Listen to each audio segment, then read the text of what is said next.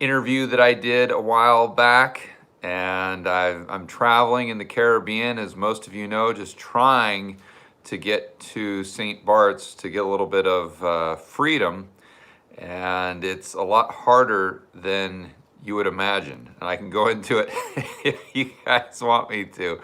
But I thought that I'd throw up some content. It's a Thursday night. Usually we do a whiteboard video, but don't have a whiteboard here, don't have the option to do that video.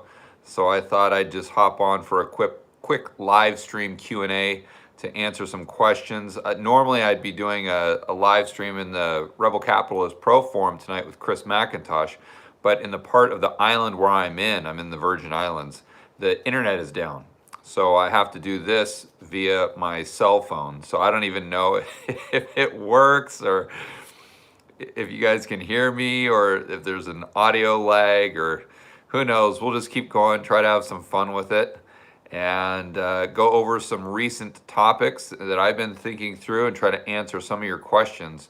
Oh, good. Porcupine73 says it's working fine. Celius, it's working great. Working, you're all good. Okay, very cool. Awesome. Awesome. So a couple things that I've been thinking about. I don't know if any of you listened to the most recent version or the most recent episode of Macro Voices. That came out tonight. Make sure you check that out. That's with my partner, Lynn Alden. She is fantastic, as you guys know. And of course, the host of the show is my good buddy, Eric Townsend. It's probably one of the best podcasts, if not the best macro podcast out there. I think it's probably better than mine, but it's just for a different group of people. It's obviously Eric and I have different styles, but it's definitely some amazing content. But what was startling, to say the least, the first part of the episode where Eric talks to Patrick and they go over what's happening in the market and recent updates. Eric, and he was the first person to talk about what's going on with the cerveza sickness. This was way back in January. And so he really saw this coming from a mile away, pretty much called it. And he's really on top of kind of where we are with the facts, quote unquote, in the science or lack thereof. And he was talking today about a few reports that have come out that are not peer reviewed, and take it for what it's worth, but they're coming out whether you believe it or not, where they're saying that people might not have even if you get the cerveza sickness, no big deal, whatever, you get over it. And whether you think it's just the flu or not, it doesn't really matter for what I'm talking about.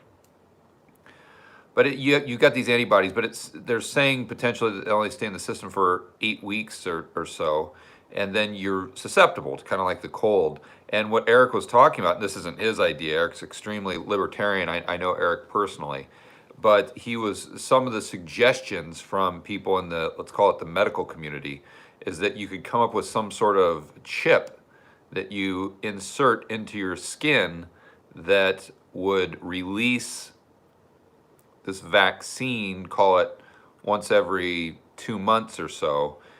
And whenever people start talking about inserting a chip, and obviously this wasn't Eric's idea, but he was just talking about what these scientists, quote unquote, or doctors are talking about. But whenever I see what's going on with the Fed, the government, and how we're moving quickly, I think, into a digital currency and a ban on cash, and you start talking about implanting chips into people's skin, that's where I start to, well, it's not where I start, it's where I continue to really start to ponder, okay, what are we doing here? Like what's our end game for this? And I'm not throwing out any conspiracy theory or anything like that. You can believe in the cerveza sickness, you can not. But again, it doesn't really matter if it's real or not. If people and the governments are imposing these draconian measures, you could see a potential outcome where you got to make a decision as an American. Do you want to get this chip in your skin for the rest of your life, or do you want to be allowed to travel? Do you want to get this chip, or do you want to be allowed to start a business? Because obviously, if you're not willing to do something as simple as putting a chip in your skin, obviously this isn't me talking, this is them, then you're not fit to run a business because you don't care about people's health. Where do they draw the line? So let's say you can't travel. Let's say you can't start a business. Let's say you can't buy and sell things on eBay or the internet, or you can't have people over to your house because you haven't received this chip and it's for the benefit of the greater good. And we hear that all the time. And oh, don't worry, this is for your safety. This is for your safety. You know, whenever the government starts talking about something that they're doing for quote unquote your safety, that's when we really need to be alarmed, in my opinion. And and I'm not saying that any of this is playing out or any of that. And I'm not saying it's going to happen. I'm not even saying there's a probability. I'm just like with everything I do, I try to think through, okay, this is an interesting thought experiment, right? Like, what do you do in that situation if it were to occur? Do you choose the chip, or do you choose to the chip and the ability to not really carry on normally, but for as normal as possible, to where you can actually travel, you can start a business? Or do you say, I'm not getting a chip, but then what do? You just hunker down and live the rest of your life within 5 square miles of where you currently live? How do you get a job? How do you start a business? How do you support yourself? How do you support your family? These are difficult questions. And again, I'm not saying that this is happening. I'm not saying be prepared. I'm thinking this through in my head as to, if this sci-fi movie were to play out, what would you do? I mean, you go back to the end of 2019. I mean, what were we talking about? We were all talking about the repo market, right? We were talking about the repo spike and the Fed coming in and committing to doing all these hundreds of billions of dollars in repo, and that this was just madness, which it absolutely was. But now look where we are. I'm sitting here trying to get to an island that's literally 100 miles from where I am. And as an American citizen, it's almost impossible. It's almost impossible. And if you would have told me this 6 months ago, I would have told you that you're crazy, that's never ever going to happen. And I'm talking about charter flights. I'm talking about chartering a boat. I'm talking about someone, excuse me, with, I don't have unlimited resources, but I have enough resources to charter a jet if I want to go to an island that's in 100 miles away. And that's a no-go. You can't do that. In every single area around me, another country requires that you have a negative COVID test to get in the country, but it has to be taken within 72 hours. But the problem is everywhere in the United States where you can get one of these tests, or at least in Florida where I was, you can't get the results back for at least 5 days. So effectively, it puts a Berlin Wall around the United States to where you can't leave. And that's not a conspiracy theory. That's conspiracy fact, because I've been living it over the last week.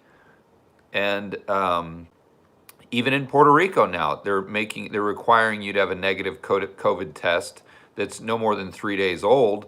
And then if you don't have one and you land, then you have to self-quarantine for 14 days. There's no option. And then for a lot of places like St. Bart's, you can't even get on the plane unless you have a COVID test. But here's what's crazy, is not only can you not get the COVID test for 5 days, but even if you could get it within the 72 hours, you really have to get it within 48 hours, because the airline has to submit that to the local government 24 hours in advance. So how do you get a COVID test, the results back, within 48 hours of getting the test. And if you can't, you're grounded. You're not going anywhere. You're not going anywhere on a boat. You're not going anywhere on a plane.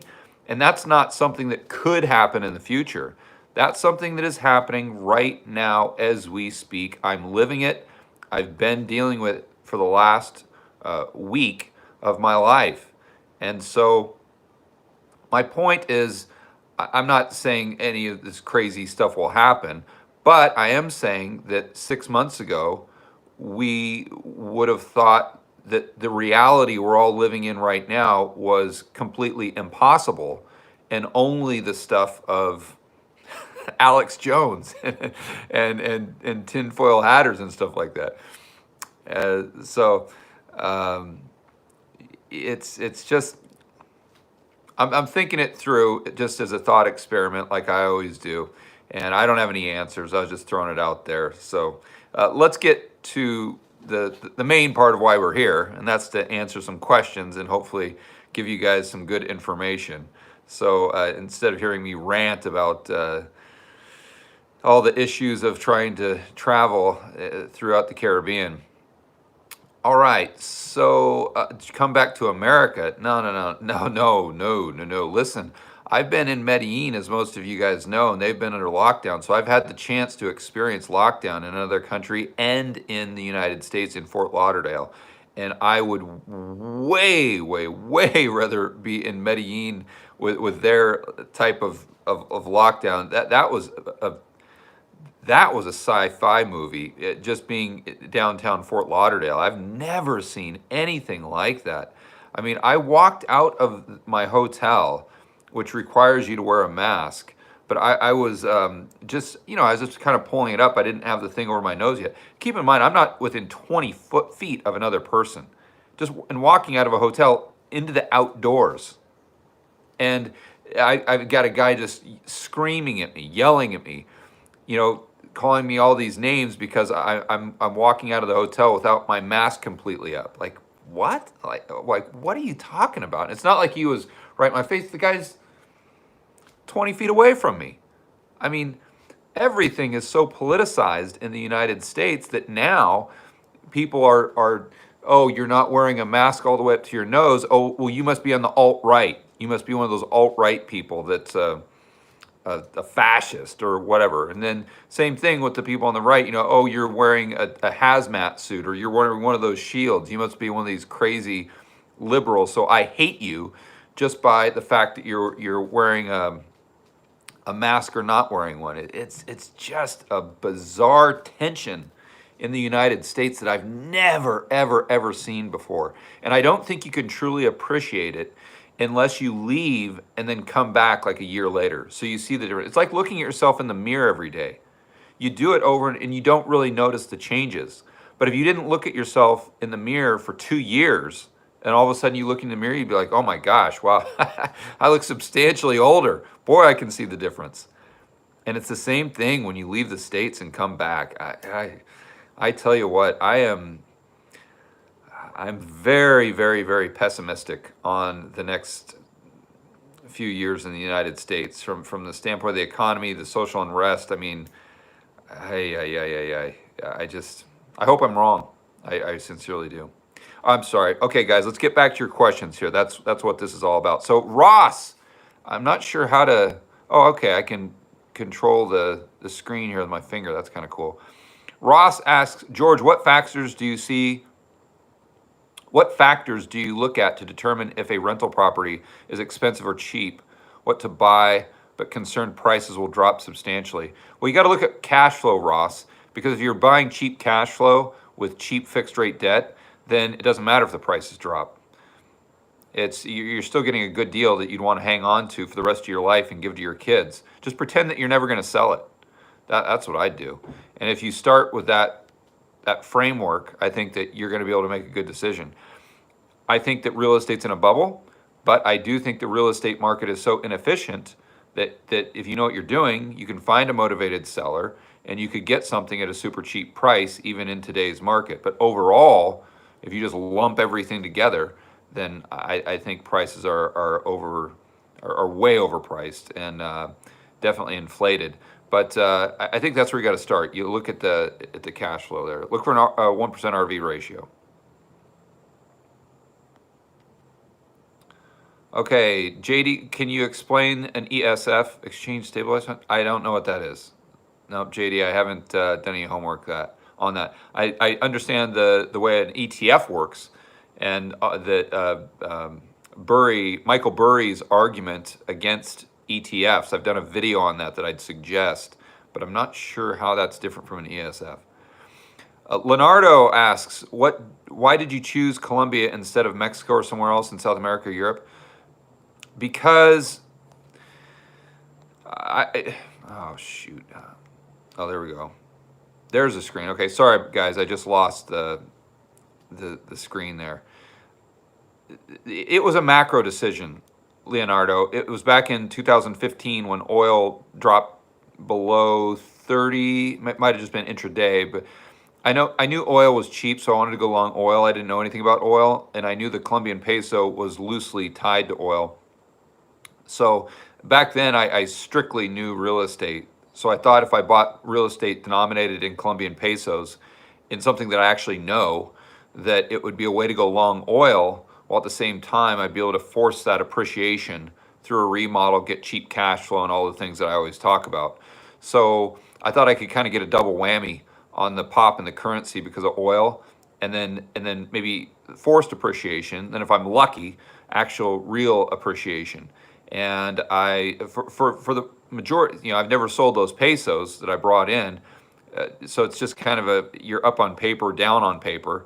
But for the majority of the time, I was up on paper. But what is a real gain is all the properties I've purchased and sold and made a substantial amount of money on the real estate side, even though the part of my strategy from a standpoint of going long oil worked for the majority of the time, but obviously right now it's not working out. The peso is lower than when I brought in most of my pesos, which was at 3,400 roughly, and we're at I don't know where we're at now, maybe 36, something like that.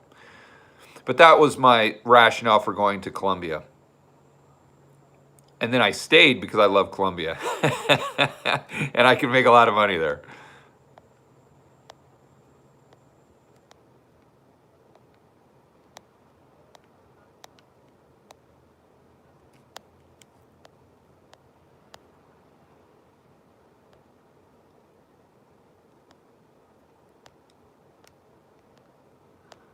Okay. Oh, question. Here we are.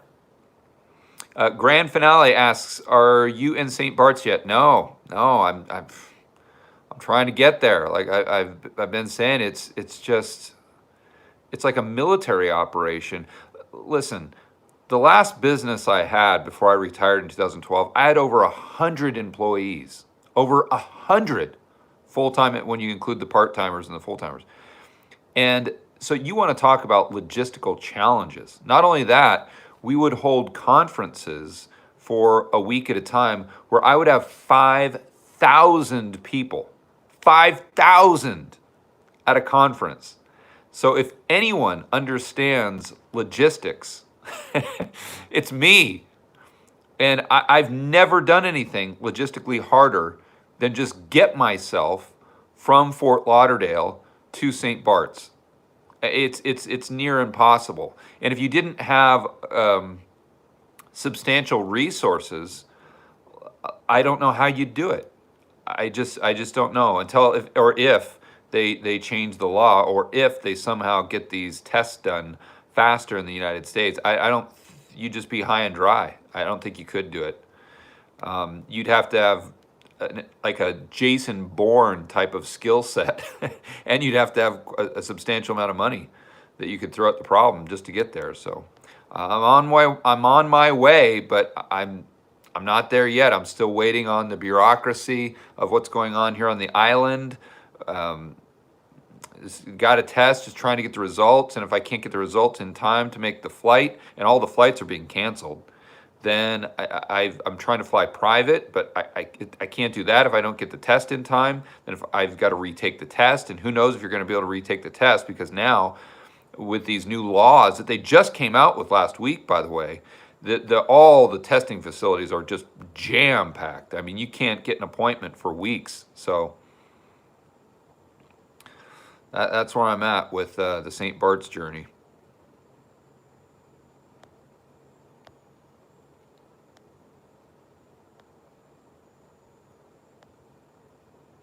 Best question of the month: who owns the Fed? Watch my video. I just did a video on that. Everyone seemed to like that video, so check that out. Okay, I'm just scrolling through here, guys, see if we got any more questions. If you got one, just start the comment with question. Okay, Ed's got one.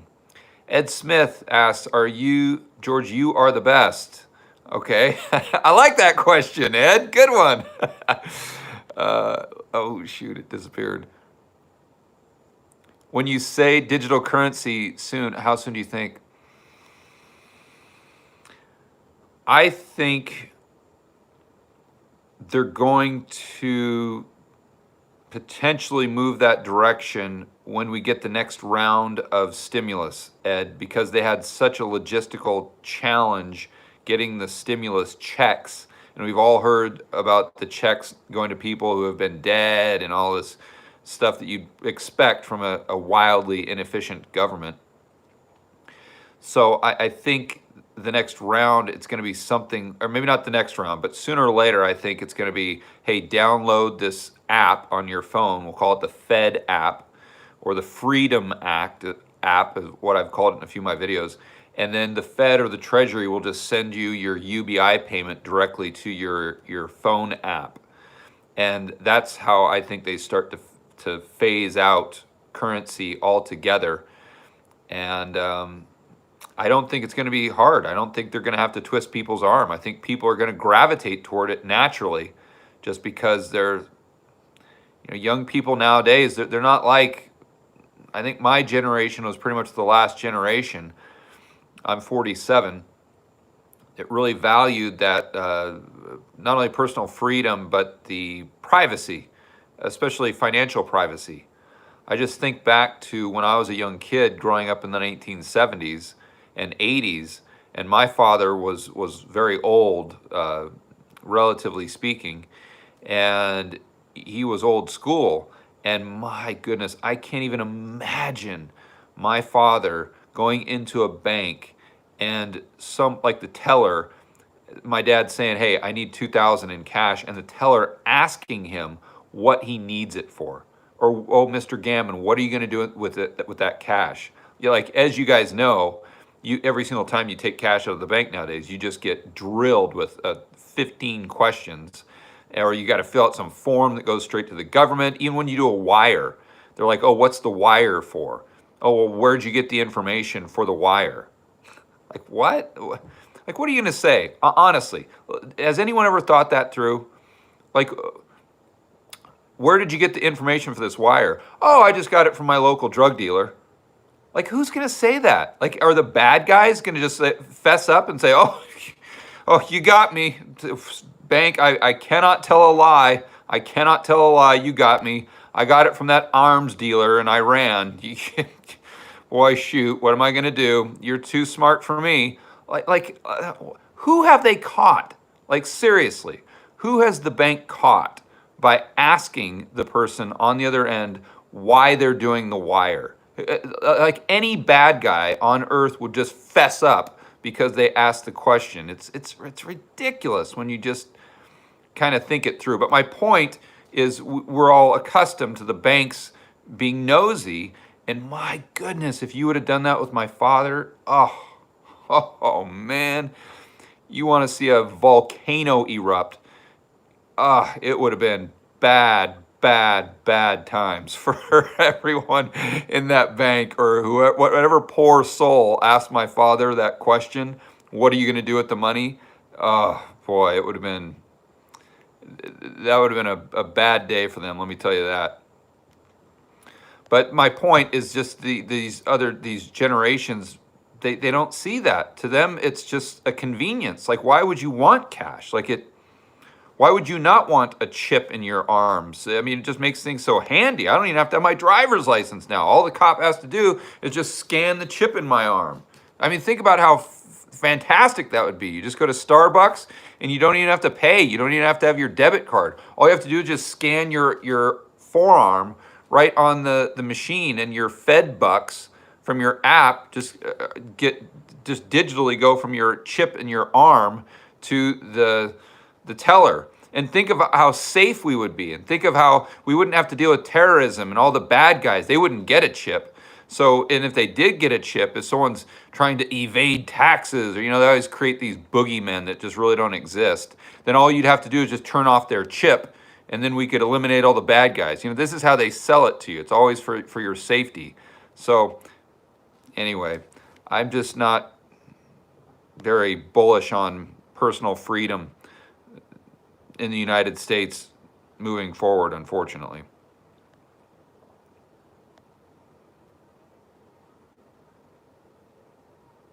John Doe's asking the same type of question. What are your thoughts on places to go outside the U.S. as the State Department has stopped issuing passports? I have mine, so leaving is my next move. Well, John, again, I'm going to St. Bart's. So why am I going to St. Bart's? It's not so I can just go have a beer with Hugh Hendry, although I'll probably end up doing that. I've talked to Hugh about doing a couple interviews there. So I think you guys are really going to enjoy that content for the YouTube channel. I'm going to go out to Hugh's place. I think we might do a live interview, which will be very, very fun to say the least with Hugh, because he's obviously a brilliant guy, but he's a great character as well. So you guys stay tuned for that. But I'm going to St. Bart's because it's the only place that I can find that's reasonably normal. The beaches are open, they don't have curfew, the restaurants are open, the cafes are open. You don't have to wear a mask. You can if you want to, which is the way I think it should be. I think you should be able to wear or not wear one based on your own decision-making process. I don't think we should live in this nanny state where everything is handed down to us and forced upon us. But that's why I'm going there, because it's the only place I can find that's got a basic level of normalcy, and it's just a small island with 9,000 people, and I'm hoping just to hang out there and keep making awesome content for you guys on the YouTube channel, and just focus on making even better content, and just wait this thing out. I don't want to be in the middle of this. I don't want to be in a riot. I don't want to be in looting. And, if you say that you're a diehard American and a patriot, you want to sit there and fight, I respect that. That's great, but I don't see that being a good use of your time and energy. I personally think I can have much more of an impact on people from being at a distance and focusing all my time and energy, or my mental bandwidth, on creating YouTube videos and doing these interviews with people that are a hell of a lot smarter than I am, like Hugh or Jeff Snyder, any of the guys on Macro Voices or Real Vision that I talk to all the time, or doing whiteboard videos where I'm hopefully kind of getting you guys up to speed on how these things are working, so you can start making really good decisions, or even better decisions for yourself, your financial future, and the future of your family. That's kind of how I think I can personally help the cause of not only protecting people's purchasing power and helping them build wealth and thrive in a world of out-of-control central banks and big governments, but also help them hopefully increase or maximize on their personal freedom and liberty moving forward.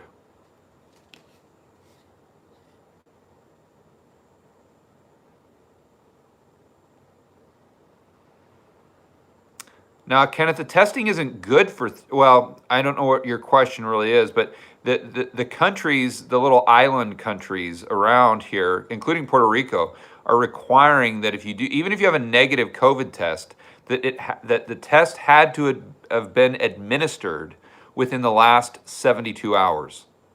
And that's the big problem, because in the States, or at least in Florida, where most of those flights are coming in from, you can't, even if you get a COVID test, you don't get the results for like 5 to 7 days, if not longer. And even if you do get it the very next day, let's say, well, then you've only got 24 hours to book the flight, do everything, because the airlines need to give that information to the country prior to you getting on the plane. So it's basically like, yeah, you're free to go. You have all this freedom, but yet in practice, you don't. You can't leave the United States. Now, let me be clear. I'm not saying it's that way now, but it's very close to that way right now if you're trying to get to the Caribbean from Florida. And I don't think it's going to get better before it gets worse. That's for sure.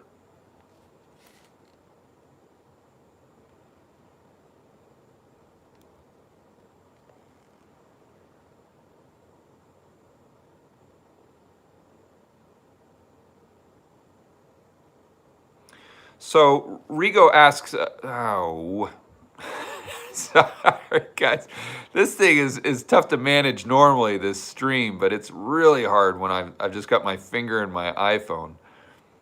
Rigo, sorry Rigo, I lost your question. It was something to the effect of, do the algos really matter in the stock market?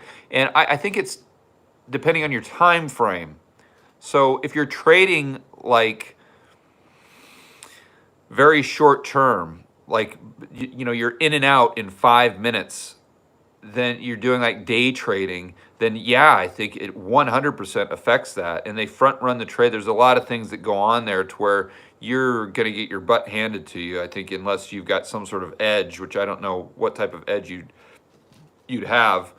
But long term, I don't think it matters. Like if you're buying Shell back in March when oil drops, or April, or whenever it dropped below or went into negative territory, and you're just holding it for 10 years, the algorithm's not really going to play into that. But if you're just trying to day trade and buy and sell things in 5-minute increments, or even shorter term than that, then yeah, I definitely think it's going to play into it. I don't think there's much of an edge there.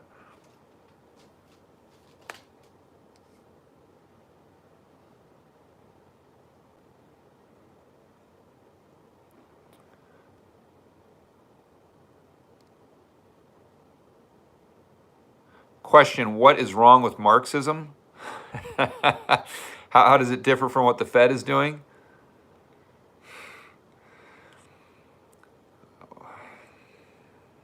So what's wrong with Marxism? Well, it's, I mean, where do I start? If you value private property, freedom, liberty, then you have to be, really by definition, kind of an enemy of Marxism. The Marxists, even their own admission, they have the willingness to use force. That's the whole point. You have to let the capitalists build up society to a point where you can steal basically everything that they've bought for the good of society, or everything they've built, excuse me, for the good of society. And the whole premise of that is you have to be willing to use force. Well, if you're someone that is against the use of force, like I am, in forcing people to give you their private property, regardless of what it is, then you've got to be an enemy of Marxism. Because Marxism, you can't institute it without the use of a tops-down approach or a bottoms-up type of revolution, in which we see very clearly in the current day riots in the United States. And I'm not going to go too into it. I did a video the other day on how, and it wasn't really my idea, I want to be clear. It was something, kind of an extension of one of Jeff Snyder and Emil Kalinowski's videos they did on Marxism and how Marxists actually view capitalism. They don't see it as, oh, that capitalism, that sucks, it's bad, I hate it. And quite the contrary. Marx actually acknowledged that capitalism was a superior system to a lot of other ways of doing things. And he actually gave capitalists a lot of credit for their ability to create goods and services efficiently. but he just thought that at a certain time, capitalism or capitalists would start to feed on one another, and instead of moving society forward, would start to destroy society from within. And it was up to the Marxists to have this revolution to take everything from the capitalists before they destroyed society. And so everything that you see right now, whether it's the Fed, the wealth gap, these corporations getting the bailouts, the in the Marxist eyes, that's all a result of capitalism. That's just playing out just like Marx said it would. And obviously, most people on this stream, and myself included, would say, no, that's actually a result of a lack of capitalism. when the Fed is bailing out all these corporations, that's not capitalism. That's the opposite of capitalism. That's not what we want. We don't have too little capitalism, or we don't have too much capitalism. We have too little. So that's one of the main problems with Marxism, of course, wherever it's been tried. And people, the Marxists say, well, where it's been tried, they just did it too soon. And if they would have just waited, then it would have worked out. But I don't buy that. I think whenever you try Marxism, I think it's completely counter to the way we're hardwired as human beings. Therefore, the only way to implement it, regardless of what stage we're in as far as the capitalism cycle, that it's going to lead to just massive destruction of human life. That's what we've seen in the past, and I don't see it being any different moving forward, regardless of whether or not you got the timing right as to when to steal everything from the capitalists.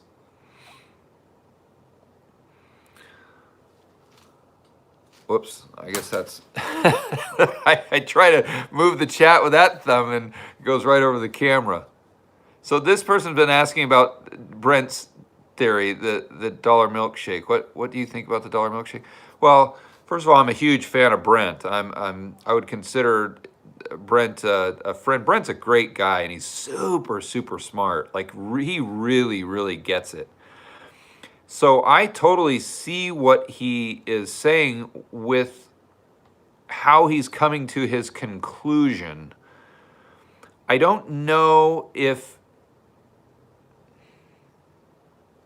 it all boils down to the transfer mechanism and the political willpower to devalue the dollar. Brent doesn't think it's there. Luke Gromen does. I don't know. I'm on the fence. I mean, you guys know in my videos, one day I try to argue for the dollar crashing, and the next hyperinflation, and the next day I try to argue for the dollar going to 140 on the DXY and then crashing. So I try to give you guys the rationale behind both arguments without saying, I think it's doing this or I think it's doing that, so you guys can understand or both sides of the argument, and then you can make a better decision for yourself using your own methodology. But I think that, I don't know that Brent's right or wrong, but it's an extremely well thought out theory, and it's bulletproof. Now, whether it'll play out, only time will tell.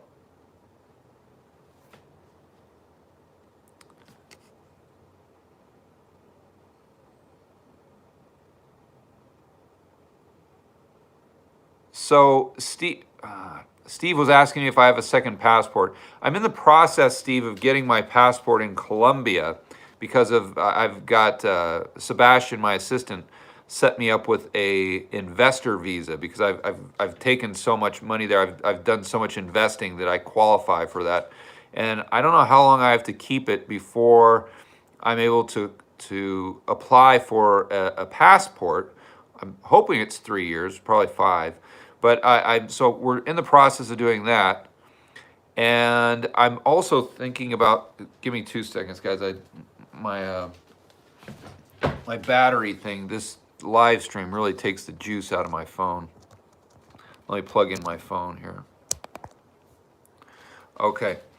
So I'm thinking about buying one of these Caribbean passports that are really on sale right now. Generally, like this Kitson Nevis passport is like 400 grand, And what I was reading now, it's on sale for like 200 because their tourism industry is getting hurt so bad. And honestly, if this travel nonsense gets worse, which it is, it's getting a lot worse, I think they might even drop the price even further. So if I could go in for like 100 grand or something like that and get one of these additional passports that I could just hire a lawyer to grab for me in 6 months, I'm thinking about it. I'm seriously contemplating that. I would not mind having a US passport, a Caribbean passport, and a Colombian passport at my disposal. I think that definitely a good objective, gives you a plan A, B, and C, which in today's environment, I think the more escape plans, for lack of a better term, that you have, the better.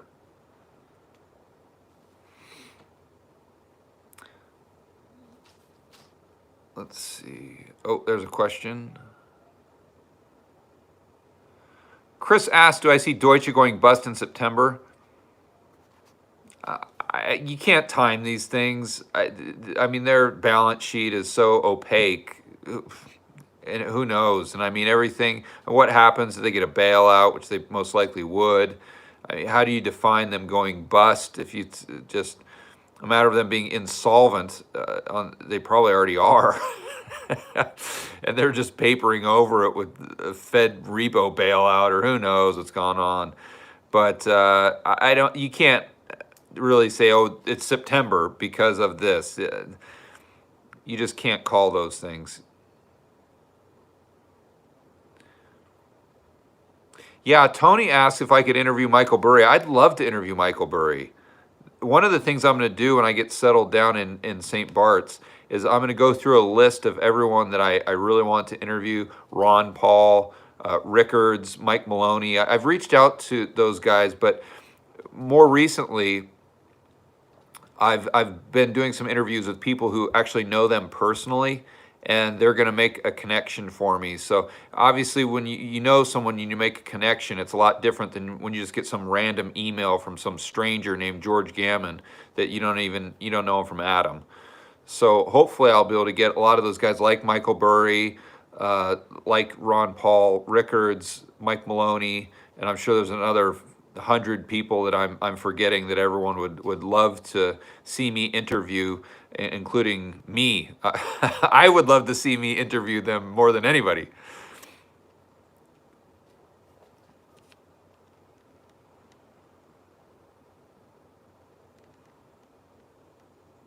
Yeah, Tyler, I just caught the beginning of the Macro Voices episode with Eric and Lynn, and I was just on my way out to grab dinner. So as soon as this live stream gets over, I'm going to listen to the rest of it. But the bottom line is, Lynn is sensational. Lynn is,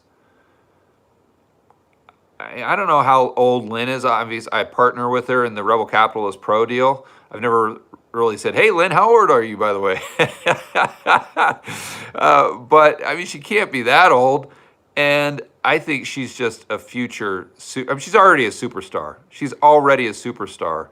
But I think she's just going to be a giant in this macro space in years to come. I mean, she's going to be huge. She's just incredibly talented.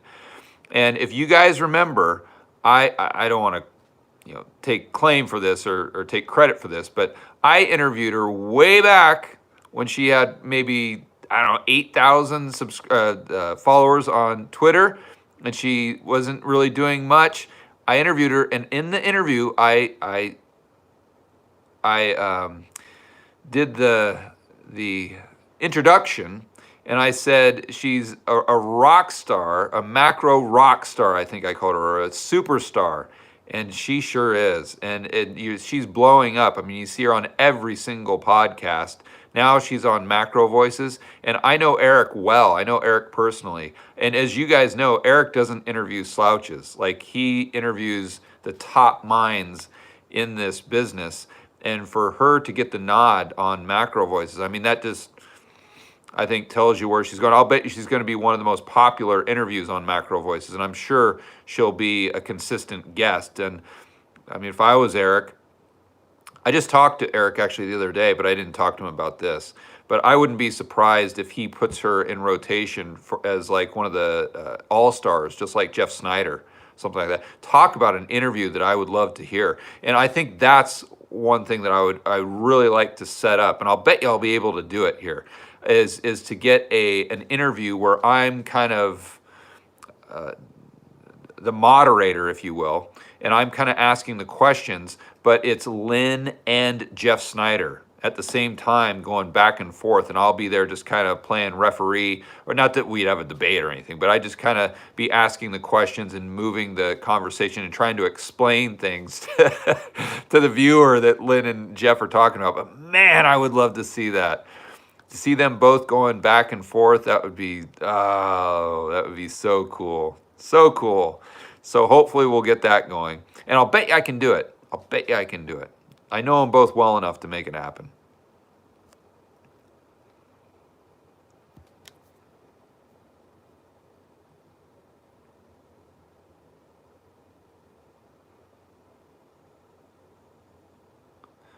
Vian is asking, where can you find real estate data? I actually had this question on Twitter today. It's just Google, guys. Google. It's simple. I think you guys are overthinking the way I do analysis.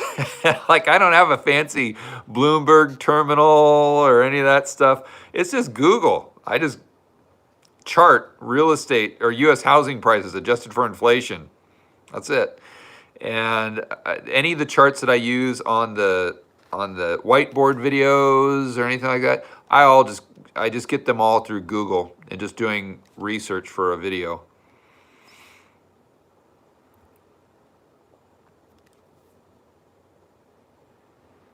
So Jason asks a really good question. If you can't leave the U.S., what's your next best choice?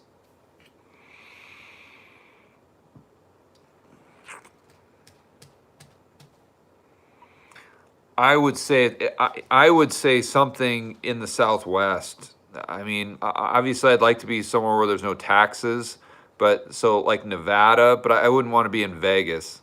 Although I like Vegas, but just with everything that's going on, I don't think Vegas is really the place to be. I do like Utah. You know, I really like Moab as far as just from a geographical standpoint, just the geography there. Maybe that's a better way to say it. It's just gorgeous, man. I love Moab.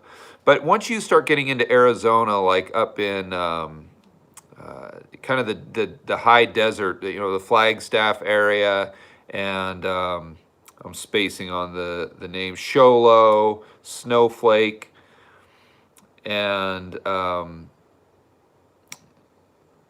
then up into Utah. Is it St. George that I'm thinking of? I'm not sure. But once you get up to those, people are extremely independent. Like they don't like the government pushing them around, and they don't like any of that stuff.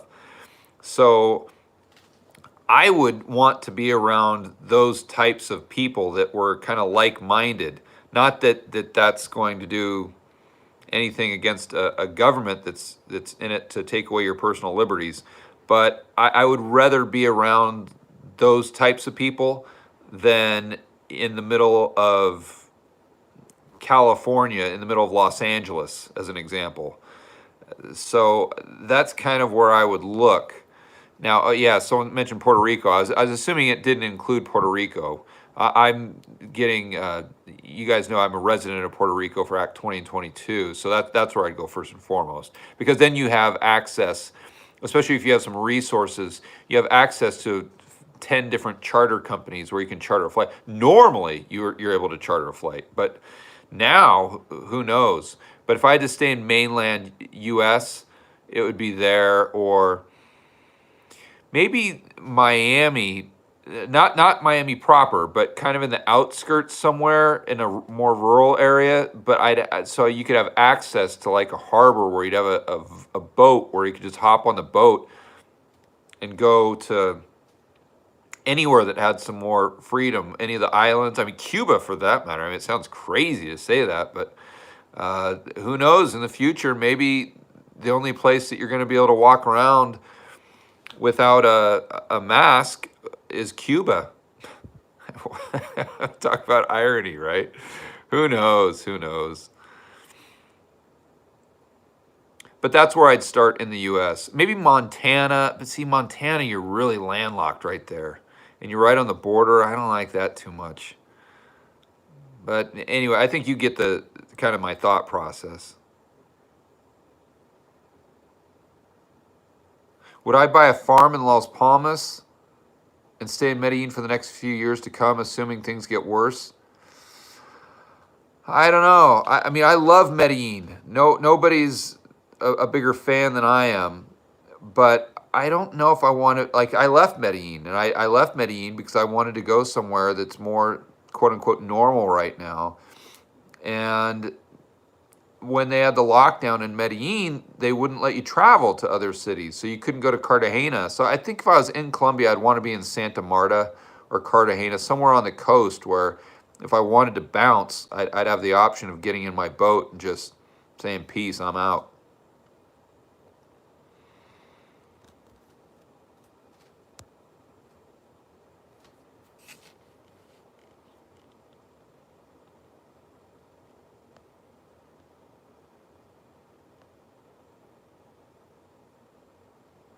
But even if it wasn't that way, I don't know if I'd buy a farm in Las Palmas. Nah. I mean, I know you're talking going up the hill towards Rio Negro. I like that area, but yeah, maybe I would. Maybe I would. That's just like a small little farm is probably what you're talking about, where you could grow some of your own food, get a great view of the valley. Yeah, maybe that is a good idea.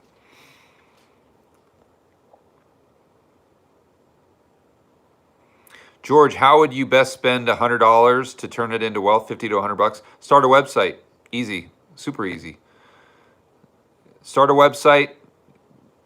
Just produce content. Produce awesome content, and just keep churning it out as much as you can, as good as the content can be.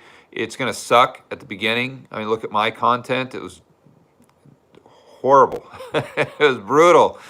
But you just keep refining it. You keep iterating. You can't worry about people giving you a hard time. I mean, you guys probably didn't see my channel at the very beginning when I only had like 100 subscribers or 200 subscribers. But on the comments, like when I would get a comment, a lot of the comments were nice, but a lot of the comments were like, F you, loser, you suck. This editing's brutal. Stay off of YouTube. You're ruining the platform with your stupid videos. It was stuff like that. So you got to just power through that. You got to have enough self-confidence to just ignore the trolls and just water off a duck's back and just keep powering through, knowing that you keep iterating, you're going to get better until a certain point where you get picked up by the algorithm. But it's the same way with a blog. You get picked up by Google. And you don't have to have a fancy camera, or now I'm talking about a YouTube channel. You don't have to have any of that stuff. You can just do it from your phone. But I would start a blog with the 50 to 100 bucks. I'd start a YouTube channel for free. I'd start producing content on YouTube with my phone, and I would start producing blog posts that helped a specific community, which you are already a part of, and in something you have expertise in. And people say, "Oh, I'm not an expert in anything." Yeah, you are. Yes, you are. Either it doesn't matter if you're a dentist and that's your expertise. You could be a gardener. You could be an expert in drones and radio controlled cars. Whatever your hobby is, whatever you really like talking about, that's what I would suggest doing. And even with that much money, you can turn it into a little side hustle in 6 months. And then in a year or two, you can turn it into a legit business. And I would suggest listening to Miles Beckler, who's a guy that I've interviewed. I've got a tremendous amount of respect for this guy. He's awesome, and he gives all his content away for free. Go to his YouTube channel, check it out. You can see him start right at the beginning. He'll walk you through the whole process of starting with 50 or 100 bucks and turning it into an online business. All you got to do is you got to be willing to put in the work. You got to deal with the haters. You got to deal with the trolls. And if you're willing to do that, if you've got a level of ambition, then you're going to make it happen. It's just a matter of time.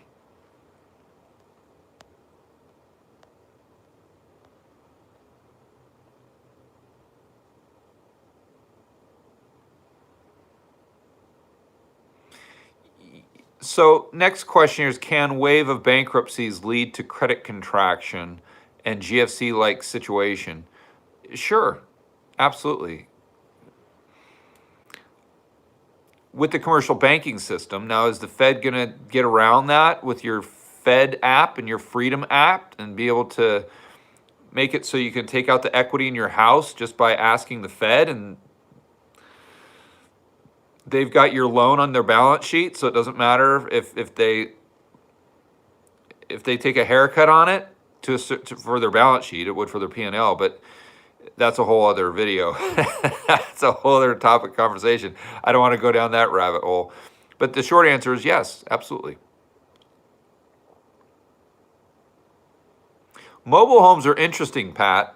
And my buddy Jason Hartman owns a couple RV. I don't know if does he own an RV park or a mobile home. I was just talking to him about this the other day. I think he might. He owns one or the other. I can't remember, but yes, they can absolutely be a good business. And I would, if you can get one cheap, I would definitely consider that, especially when you look at the demographics of the United States and all the baby boomers retiring. I think that could be a really, really neat way to go. And if you could somehow get it for 30-year fixed rate debt or even 20-year fixed rate debt, I don't know if that's a product they're offering now, but that would be really spectacular to get that substantial positive cash flow if you buy right. I mean, you're looking at 10, 15% returns and just cap rates almost. And you're able to leverage that type of cap rate with a fixed rate debt to short the dollar. That's especially in this type of environment where we've got negative we've got negative real rates, but we've got zero nominal rates, Fed funds. It's compared to what it looks pretty darn good. But again, you make your money on the buy side with real estate. Just remember that. You always make your money on the buy side.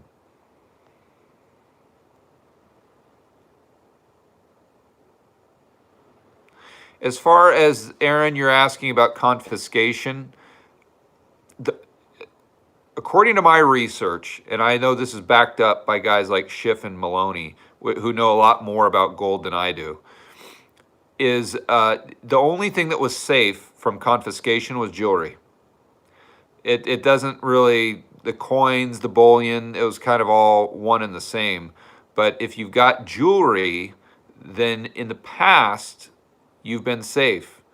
And that's one reason. I don't know if I've shared this on any of my live streams, but I have no problem talking about it. When I was in Fort Lauderdale, one of the things that I did is I bought one very specifically, I don't know how you'd want to, what the correct term is, but it's a collector's watch. And I did that I took the advice of someone I actually interviewed, who, after we got done doing the interview, we talked, and this is how they are a big fan of gold and they're a big fan of Bitcoin, but they also have an extensive watch collection, and that's their store of value, or one of them. And you guys have heard me talk about diesel trucks all the time, and I'm still a huge, huge fan of certain diesel trucks as a store of value, specifically 94 to 2002 Power Strokes, the Fords. If you can get them really good under 100,000 miles, I wouldn't mind parking 10 of those in my garage and just let them sit for 20 years. I almost guarantee you're going to have the same amount of purchasing power in 20 years, 10 years as you do now, regardless of what happens with inflation. And as a matter of fact, I've got over $100,000 worth of Ford trucks as we speak in storage in Arizona, for that matter. But anyway, my point is that I never really thought of that before, and this gentleman introduced me to the idea of buying some watches as a store of value. So I started with this watch that I just bought up in Florida, and I think we'll see how it works long term, but I think it'll maintain its purchasing power, which is a neat way to do it outside of gold. Now, I'm not saying that I'm stopping my 10% gold allocation. That's definitely still there. But in addition to that, if you just gotta, let's say you need to get out of Dodge, you need to get out of the States, you're in Florida, and all this crazy, you can see the walls are getting closer and closer and closer, and you're getting kind of claustrophobic, and you're like, I see everything that's going on with these lockdowns. I want no part of it. I just want to get out of the US just for a few weeks or just to see what happens. And you're not able to take your gold. Well, just throw a couple of your watches or maybe some jewelry, gold jewelry, and all of a sudden you got 100 grand. Bam, just like that. That you don't really have to report. You didn't buy it. You don't have to claim it or anything, and you got $100,000 of purchasing power just on your wrist, and maybe in a watch in your bag and some jewelry you've got on. And no one's gonna. I don't think anyone would give you a hard time in customs. Nothing. And so that's kind of what I'm doing as to have a little more peace of mind, having a good store of value, but a store of value that's transportable and can travel with you wherever you go and might be outside of the realm of government confiscation through executive order, like we saw back in the 1930s, to your point.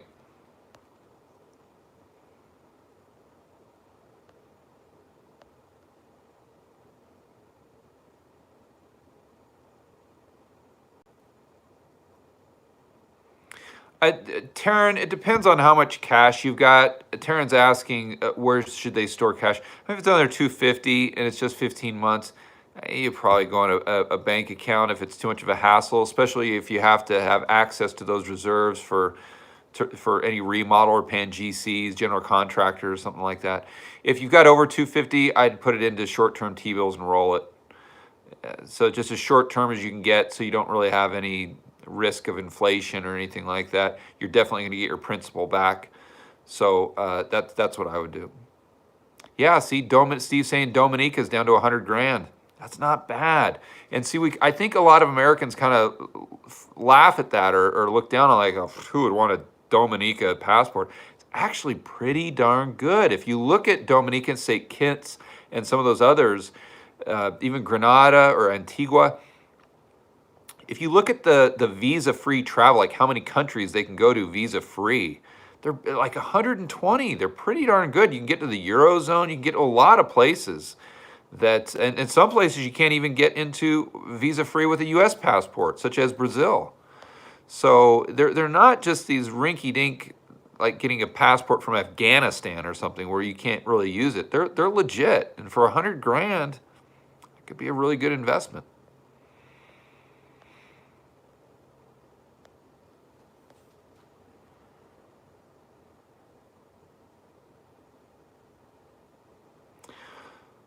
So Juan asks, do I think that gold and silver will hit all-time highs in the next months, especially under a Biden presidency?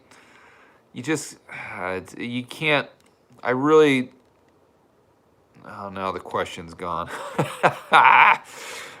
Sorry, now I can't see the question anymore. The chat just moves so quickly, guys. I apologize. I think you're really asking the wrong question. I think as a thought experiment, it's fun to do that, but try not to invest based on if you think the price of something is just going up and so you buy it. You got to buy it because it's cheap. You got to have a strategy. Is it insurance? How does it play into your portfolio? There's more that goes into it. But if you're just asking that simple question as a thought experiment, I don't know that Biden has anything to do with it. And if you're talking about just it going to its nominal all-time highs, yeah, for sure. Oh, and maybe not silver. But as far as gold, I mean, you're pretty darn close. I don't know where gold was today. But yeah, I definitely think it could. I don't know the probabilities, but it's definitely a possibility for sure. I know a few people have commented on my glasses. I know I was getting really bad headaches, guys. So I went to the doctor in Columbia. They said I had an astigmatism in this eye, and that could have been contributing, or that could have contributed to the headaches I was getting. And they said because I've been doing so much work in front of the computer with this YouTube channel over the past, call it 8 months, they said that's probably the reason. So that's why I've been wearing these glasses. And just so you guys know, I mean, whenever I do like a whiteboard video, you guys see it and it's like 20 minutes, and you think, oh, well, George was just in front of the computer for maybe 20 minutes or an hour. You've got to realize that that 20-minute video takes us as a team, myself and the editors, probably 12 hours to produce that. And that doesn't include the amount of research that I have to do for the video itself. A lot of times I'll do a research for an entire day on a video before I do it, and it looks like this.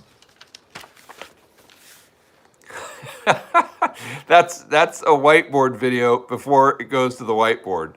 This was this might have been just step 3 the other day. I think this was just step 3 of the U.S. turning into Venezuela. Yeah, I think that's what this is. But that's what it looks like. So you think how long it takes you to do this, plus the research, then 12 hours to shoot and produce the video with all the editing. And I have obviously fantastic editors, but every time they do a rough draft of an edit, they send me the clips and I approve them. And I say, oh, change this, do this, do this. So I'm very, very hands-on with the edit and everything that you guys see in the videos, whether it's a certain arrow popping up or words that are being highlighted. I have a lot of, we'll call it creative control. or maybe creative micromanagement would be a better way of describing that. So anyway, my point is that's why I spend a lot of time in front of the computer when on the surface it might not seem like I do because the video is only 20 minutes.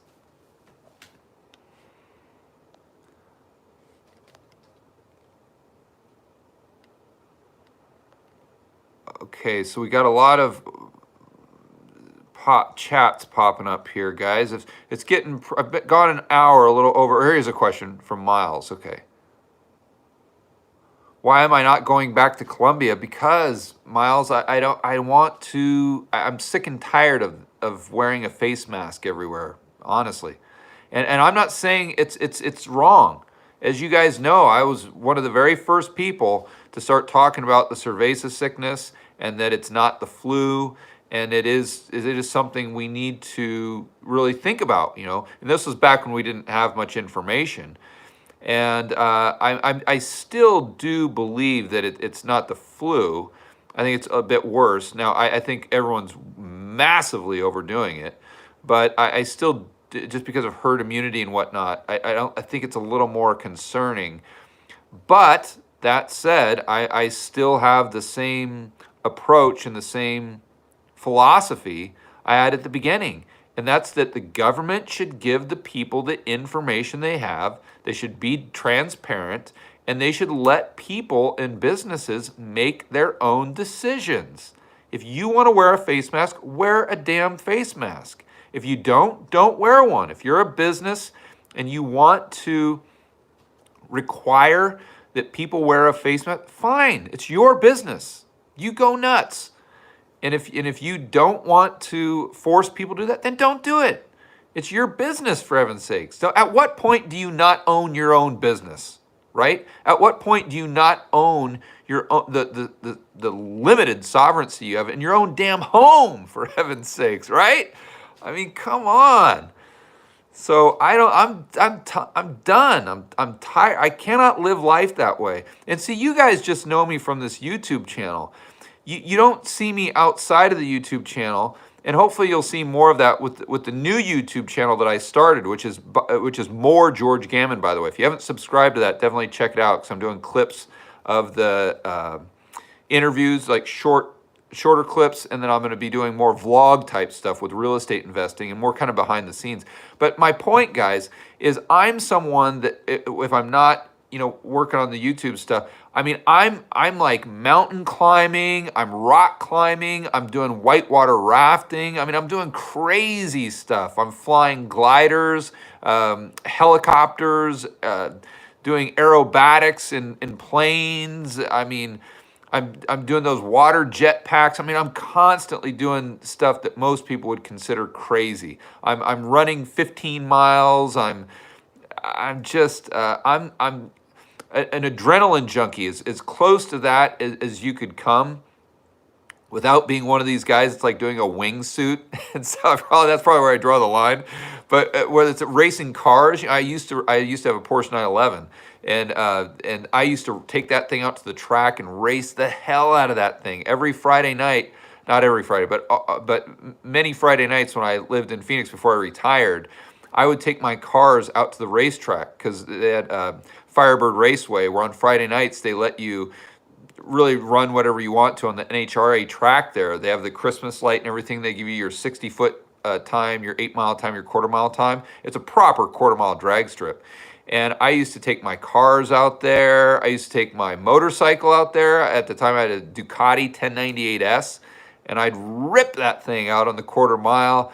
At that time, I had a Lamborghini that I would take out to the drag strip and just run the hell out of that thing. And that's the type of person that I'm in. So I can't handle I can't live in a cage. I can't live in a box. And so I love Medellin. I love Colombia. I definitely plan on going back. But for right now, I'm going somewhere where life is as normal as it possibly can be. And I can go to a beach if I want to. I can go to a restaurant if I want to. I can just go have a beer, have some wine, just have a party at my house if I want to. And if people want to wear masks, that's great. That's fine. I'm totally down. I mean, I'm not here to shame anyone or anything like that. And when I go into a restaurant now, I'll wear a mask. And I probably would even if, definitely I'd wear one on a plane for sure, even if it wasn't mandatory, just because, why not? What's your downside there?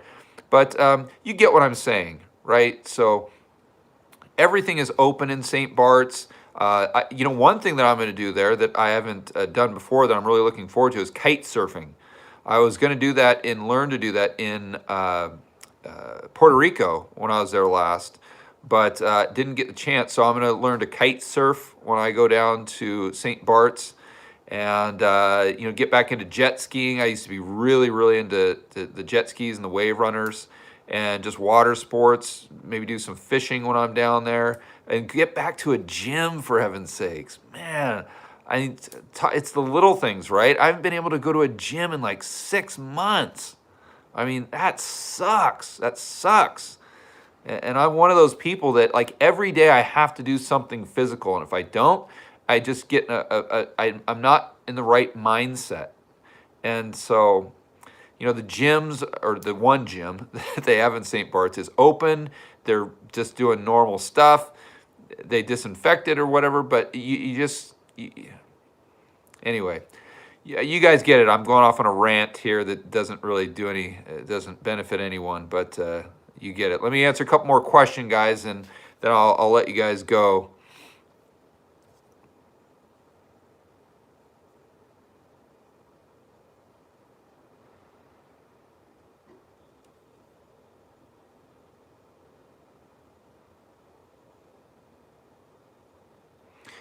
So Steve is asking me if I think do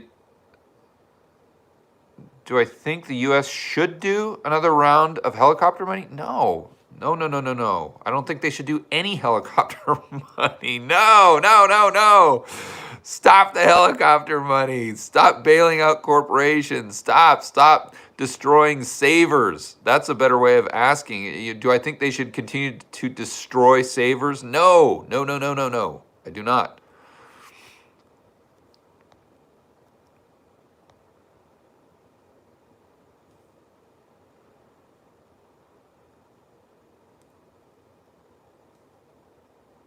So Mauricio asks, what do I think of the inflated stock prices? It's a bubble. I mean, it's a ginormous, massive, ugly bubble, or whatever Trump said before he got into office, when he was actually kind of honest. A big, ugly bubble, I think he said. Do I think that's a signal that consumer prices will rise as well soon? Mauricio, I think prices are already rising, buddy. Look at food. I mean, it's going up dramatically, and that's just what they're willing to tell us. And I think you've seen supply get crushed, and you've seen demand, because of the helicopter money, stay relatively consistent with what it was before. That means consumer prices going up. And people can be deflationist all they want, and that's fine. But usually the deflationist argument is that asset prices will deflate, and everything that you will have a debt deflation, which, okay, you can have a debt deflation, but we could see food prices and everything you buy on a day-to-day basis go up at the exact same time. People go back to the Depression, but they never point out the fact, and I don't know if this is a causal thing or if it's just a correlation. We don't want to make that mistake. So I don't want to say that this is the reason why something's been happening. But if you look at the inflation and deflation we had in the United States prior to the 1930s, what you'll see is we had bouts of inflation, and then we'd have 5% inflation, 5% deflation, 5%, and not exactly, but it looked like a heartbeat where we would have inflation, but then we'd have deflation. It'd kind of go all over the place where it kind of smoothed out. It all evened out. And that was prior to 1930. And if you look at a chart, or if you look at what inflation has done and deflation since then, it's pretty much straight inflation. Like we just these little teeny dips, just maybe once every 30 years of deflation for like a month or two, and then it's right back to inflation. Well, what changed, right? It wasn't the central bank. I mean, we had the central bank since 1913, and we still had inflation, deflation from 1913 to 1930, although not as much deflation, but still, you didn't have this dramatic, obvious, just straight inflationary period the whole entire time. So one thing that changed is we had a transfer mechanism to get purchasing power from the government to the consumer, to the average Joe and Jane, through things such as unemployment, things such as Social Security, and we had a minimum wage. So I think that is a big deal, because prior to a minimum wage, if you had a bout of deflation, more businesses could stay in business, producing as many goods and services as they were before, because they could lower wages to compensate. But think about it. If we have a floor on wages, then at a certain point, the businesses can't lower the wages to stay in business. Therefore, they go out of business. You have more businesses going out of business, which means fewer goods and services. So I'm not saying there's a causal effect, but I am saying it's very interesting that we had a transfer mechanism of purchasing power from the government to the consumer, or to the average Joe and Jane, happen in the 1930s in the form of Social Security and welfare or unemployment. And we had the minimum wage, which decreases supply extremely quickly when you have a recession, therefore increases, or gives a big tailwind to the rate of inflation. And since that time, we really haven't seen any bouts of deflation at all when you look at the CPI. I think there's something there. And so unless we do away with the minimum wage and the transfer payments, which we're increasing them, obviously, we're not going back, we're increasing them, if anything, I think that makes the likelihood of deflation in consumer prices, notice I said consumer prices, because it is very nuanced. I think it makes the likelihood of that much less moving forward, and the probability very, very low. Now, that's not to say that we don't have asset deflation. It's not to say that the dollar doesn't go up against the euro. It's not to say any of that. I'm just talking about the stuff that you buy on a day-to-day basis, like food. In my opinion, very, very unlikely that the price of food goes down anytime soon. All right, guys, let me give some shout outs here for everyone that stayed on to the end of the live stream. Just here on my phone, kind of ghetto style, but we're making it happen. Steve, thanks for staying on to the end. Brian, thank you. Yasser, thank you very much. Brett, Frank, Abdi, Antonio, Arthur, Luis, Atlas, Zoe, Bill, CJ. Boy, Fat Jack Kizback? Something like that. High Viz Economist, there he is. And sorry, buddy, sorry, High Viz Economist, I wasn't on the Rebel Capitalist deal tonight. I just don't have the internet, so I couldn't get on StreamYard. But I'm sure Gene did a fantastic job with Chris. So Mad Cow, AD, D Victory, thanks a lot, guys. I appreciate it. And hopefully next Tuesday we'll get back to the whiteboard videos if I'm settled in St. Bart's. It's just kind of, we're playing it by ear right now, but obviously it's a priority of mine. And stay tuned for tomorrow, where we've got an interview, Rebel Capitalist Show, with Shy Girl from Twitter. Her handle is, she's an oil expert, and I'm sure you guys, if you are on Twitter, FinTwit, you know exactly who I'm talking about.